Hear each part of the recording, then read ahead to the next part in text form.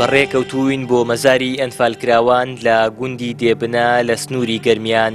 لێرە هەر گۆڕێک هەڵگری خەمی سەدان خێزانی گەرمیانیەکانە. دوای تێپەڕبوونی 32 ساڵ بەسەر کارەساتی بەناو ئەنفالدا، هێشتا زام و برینی ئەو مەرگە ساتە بە ڕوخساری ڕزگاربووان و کەسوکاری ئەنفالکراوانەوە بەدی دەکرێت. ئەوان دەڵێن لە پاش ئەو تراژیدیایی بەسەر ئەم ناوچەیەدا هات، هیچ لایەنێک نەیتوانیوە قەرەبووی ناسۆرەکانمان بکاتەوە. لێرە ئەو موچەی کەوکو خێرە درێتە کەسوکاری ئەنفالکراوەکانی سەر لە ڕاوڕاستی مانگی نیسانی 2020 کەچی کەسوکاری ئەنفالکرا موچەی مانگی نۆی ساڵی 2009 وەرەگرن.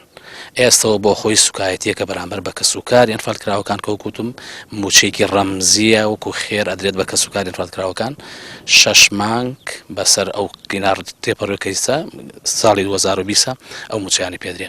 معاناتی ئەنفالکراوەکان بریتیە لەوەی هێنانەوەی ڕوفاتی ئازیزانمان کەیسە لەسەر ئەم گۆڕانین کەمتر بە 50 دەسەژمێرەنەوەی کاتنەتەوە.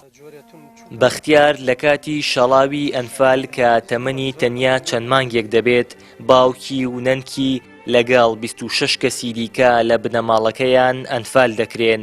لەو کاتەوە تا ئێستا ژیانێکی خۆشی بەڕێ نەکردووە و حکوومەتی هەرێمیش بە کەمتەرخەم دەزانێت کە هیچ ماف و ئیمتیازێکی شایستەی بۆ ڕزگاربووانی ئەنفال دابین نەکردووە.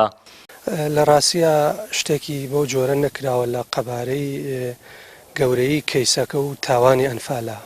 بۆ نمونە من دەرچووی زانکۆم لەگەڵ کۆمەڵێک دەرچووی تری زانگو و پەیمانگەکانە کە هەمومان دایک یاخود باوکمان ئەنفالە، قوبات تاڵەبانی جێگری سەرۆکی حکومەت لێرە بوو.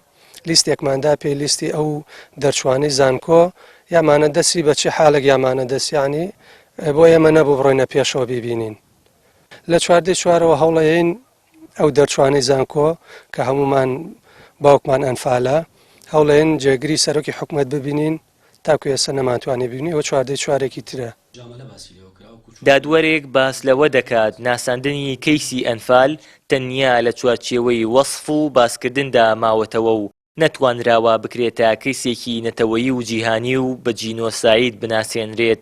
دەشڵێت دەبوایە حکوومەتی عێراق ناچار بکرایە قەرەبووی کەسوکاری ئەنفالکراوان بکاتەوە.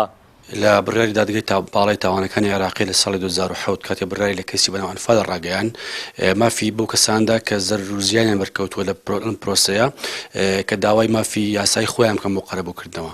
ئەمەش بێگومان وەکو کەسێکی یاسای نابێت سەیر بکرێت، بێت دەستگا فەرمیەکان پاڵپشتی کەسوکاری ئەو زەرروزەرمەندانە بن لەوەی کە حکوومەتی عێراقی ناچار بکرێت وەکو میلادگری حکوومەتەکانی پێشوو ئەم قەرەبوویە بکاتەوە. ئەنفالی گەرمیانیەکان کە قۆناغی سێی ئەنفالی گەلی کورد بوو لە 7 تا 20 نیسان لەلایەن ڕژێمی بەعسی ڕووخاوەوە بە سەرکردایەتی عەلی حەسەن مەجید ناسراو بە عەلی کیمیایی بەڕێوە برا. تێیدا زیاتر لە 40,000 گەرمیانی کردە قوربانی و بێسەر و شوێنی کردن. ساڵانە لەم شوێنە یادی کارەساتی ئەنفالی گەرمیانیەکان دەکرێتەوە. بەرپرسانی حکوومەت کۆمەڵێک بەڵێنی نوێ و لە ناوەڕۆکۆن بە کەسوکاری ئەنفالکراوان دەدەن. هەرچەندە 32 ساڵ بەسەر ئەم تاوانە تێدەپەڕێت، بەڵام تا ئێستا سەرەکی ترین داواکاری کەسوکاری ئەنفالکراوان جێبەجێ نەکراوە کە خۆی لا هێنانەوەی ڕووفاتی ئازیزانیان دەبینێتەوە. هاوار محەممەد، کەناڵی ئاسمانی پەیام، مەزاری ئەنفالکراوان لە گوندی دێبنە.